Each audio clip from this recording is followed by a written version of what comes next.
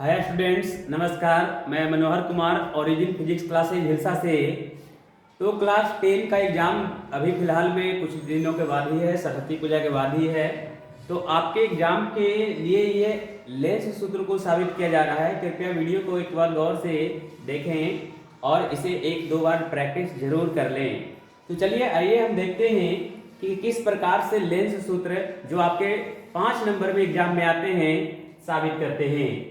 तो देखिए दिया हुआ है लेंस सूत्र 1/f बराबर 1/v माइनस 1/u को साबित करना है। तो ये रहा आपका फिगर जिसमें आप देख रहे हैं कि L एक उत्तल लेंस है और उत्तल लेंस के प्रधान अक्ष पर या मुख्य अक्ष पर एक वस्तु को रखी गई है। अब वस्तु कहाँ रखी है तो कह सकते हैं f डैश और 2f डैश के बीच में रखी गई है और इस वस्तु का प्रतिबिंब इस लेंस के विपरीत दिशा में बनती है। कहां बनती है तो आप देख पा रहे हैं 2f के बाद बनती है।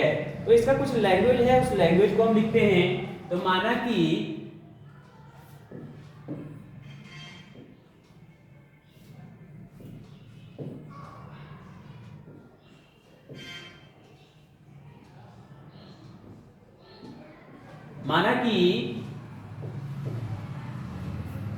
L एक उत्तल लेंस है।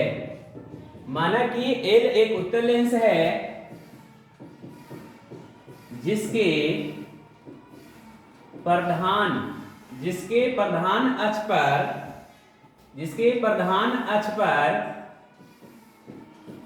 AB एक वस्तु रखी गई है। जिसके प्रधान अक्ष पर AB एक वस्तु रखी गई है जो f डैश तथा 2f डैश के बीच में है। f डैश तथा 2f डैश के बीच में है तथा इसका प्रतिबिंब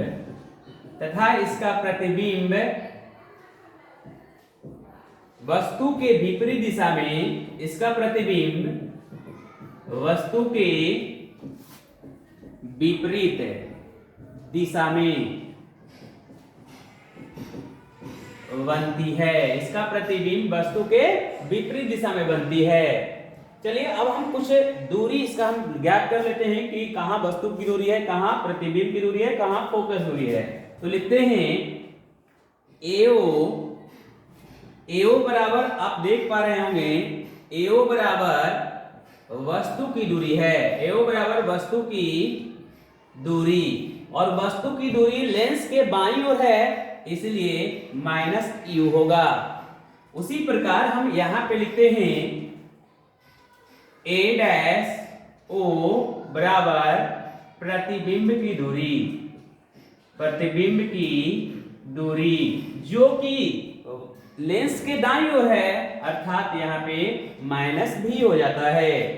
फिर देख पा रहे होंगे आप OF बराबर, एक मिनट, हाँ ये पॉजिटिव हो जाएगा, सॉरी ये दाईं ओर है तो दाईं ओर जो होता है वह पॉजिटिव होता है तो वहां पे पॉजिटिव ही हो जाएगा।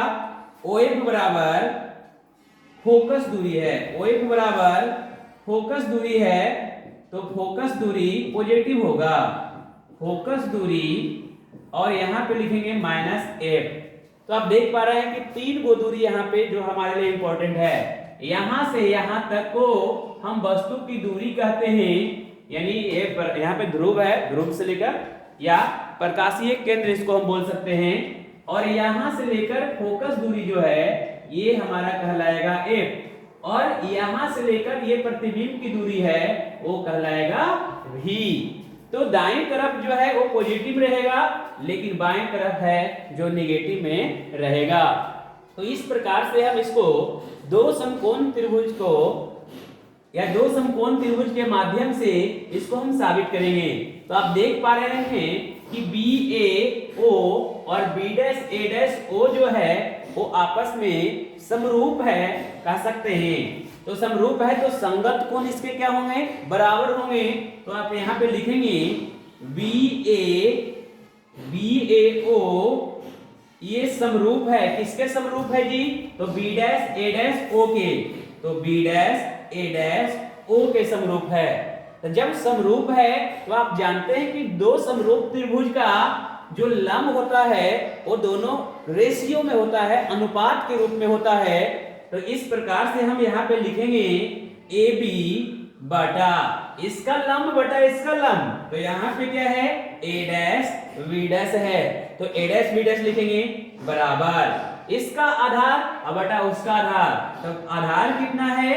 ए ओ बटा ए डैश ओ लिखेंगे और ये हमारा हो जाएगा समीकरण 1। तो इस प्रकार से हम समीकरण 1 को निकाल चुके हैं, तो हम समीकरण 2 को भी इसी प्रकार से निकालेंगे। तो लिखेंगे इसी प्रकार, लिखेंगे इसी प्रकार। इसी प्रकार कौन कौन सा त्रिभुज होगा जी? तो यहाँ पे आप देख पा रहे होंगे कि एल ओ एफ ये एक त्रिभुज है, और यहाँ देख पा रहे हैं B dash A dash F ये भी एक समकोण त्रिभुज है। तो दोनों को हम समरूप करते हैं, तो लिखेंगे त्रिभुज, यहां भी लिख सकते हैं त्रिभुज, त्रिभुज हाँ, तो त्रिभुज क्या है? L O F, L O F समरूप है, किसके समरूप है जी? तो B dash A dash F के, तो B dash A dash F के समरूप है। तो इसको भी समरूप कर दिए। अब थोड़ा यहां देखते हैं, दोनों समरूप हो गया तो इसमें भी वही प्रोसेस होगा जो पहले वाले में हुआ था, पहले समीकरण में हुआ था। तो यहां हम देखेंगे कि यहाँ पे लंब क्या है? तो एल ओ क्या है जी? एल ओ बटा इसका लंब क्या है जी? ए डैश बी डैश, ये इसका लंब है, तो लंब बटा लंब हो गया जी। तो आधार कितना है? तो ओ एफ, क्या लिखेंगे? ओ एफ बटा इसका आधार कितना है जी? तो ए डैश एफ है, ये हो गया। लेकिन अभी भी इसको हम समीकरण 2 नहीं मान सकते हैं, क्योंकि यहाँ पे एलो किसके पैरेलल है? एलो ए बी के पैरेलल है। तो यहाँ पे हम लिखेंगे घेर कर कि एलओ बराबर ए बी हो जाएगा जी। तो एलओ बराबर ए बी होगा, तो एलओ के स्थान पर ए बी का भी प्रयोग कर सकते हैं। तो एलओ के स्थान पर ए बी लगाएंगे, तो ए बी बटा ए डैश बी डैश बराबर कितना हो जाएगा जी? ओ एफ बटा ए डैश एफ हो जाएगा। तो अब इसको हम समीकरण 2 कह सकते हैं। तो ये आपका समीकरण 2 हो जाएगा।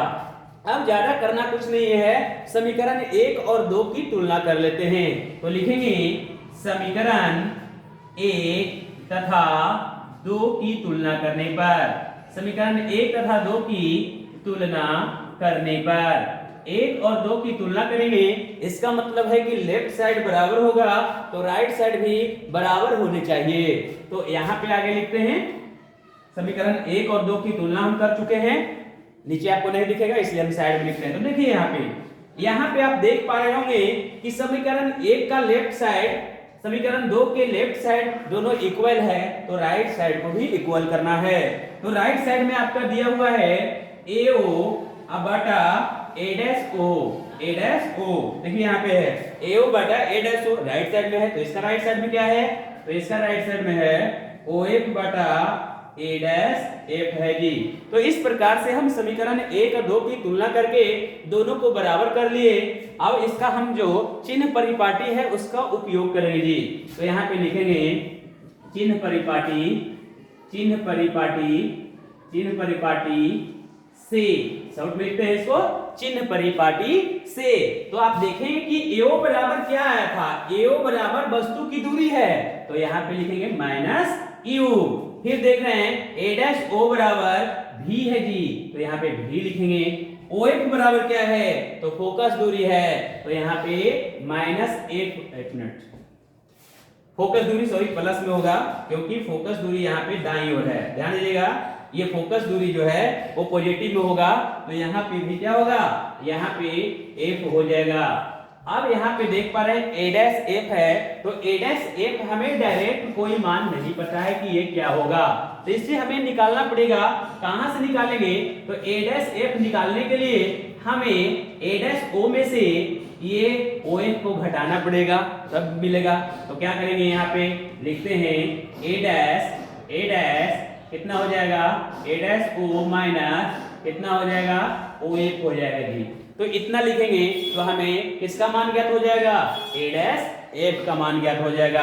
तो तो इस प्रकार से हम यहाँ पे क्या करेंगे, मान रखेंगे। तो माइनस यू बटा भी बराबर एफ, और ए डैश ओ बराबर आप देख ही पा रहे हैं क्या है, प्लस है यानी भी है, तो भी हो जाएगा जी माइनस ओ एफ बराबर कितना है जी, तो एफ है, तो यहाँ पे कितना हो जाएगा, एफ है। बस 2 लाइन और है तो देख लेते हैं।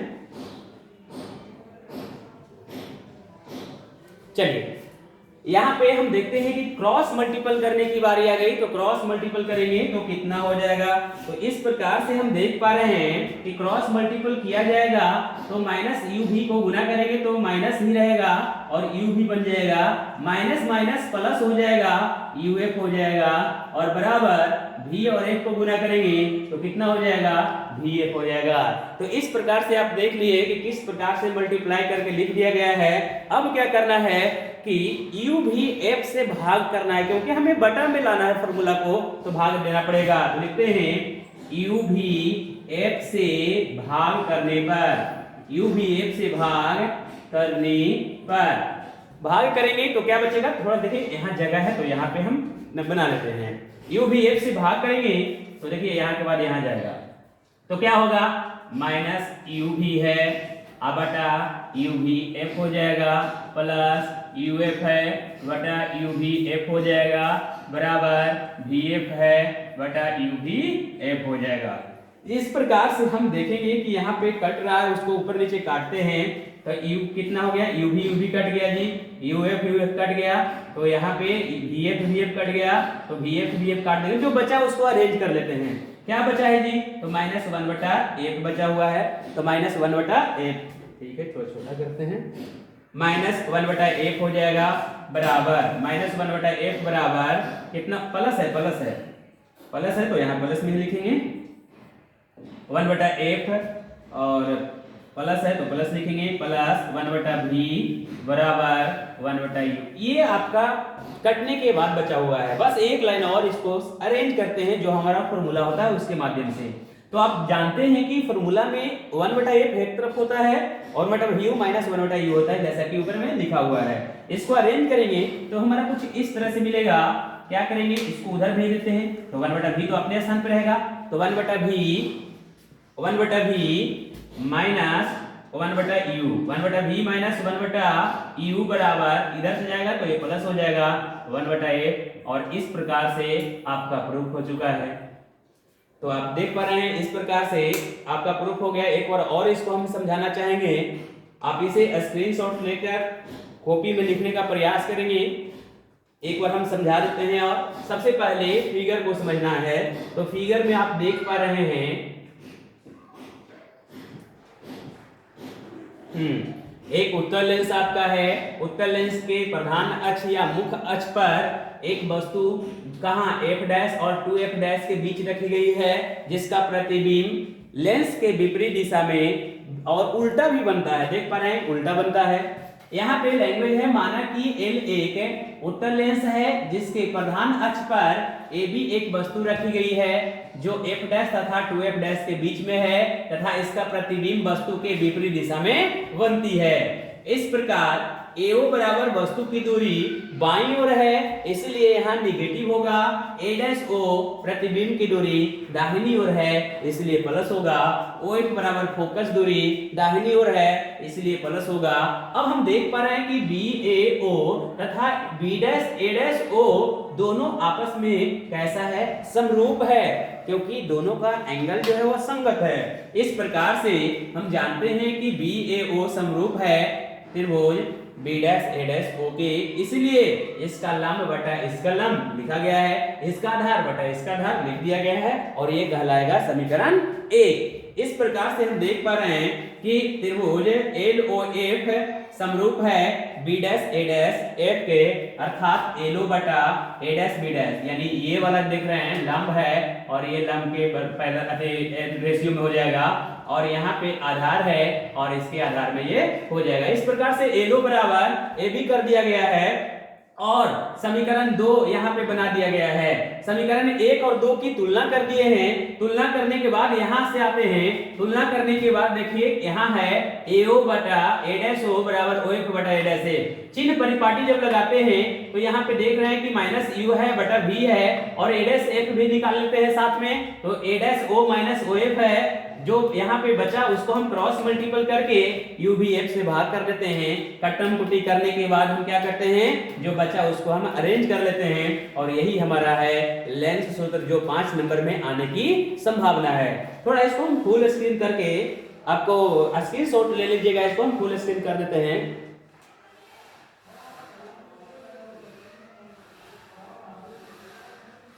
नीचे कट जाएगा इसलिए चलिए इतना सही काम चलाइए। आप जूम करके इसको लिख सकते हैं। तो थैंक यू, धन्यवाद।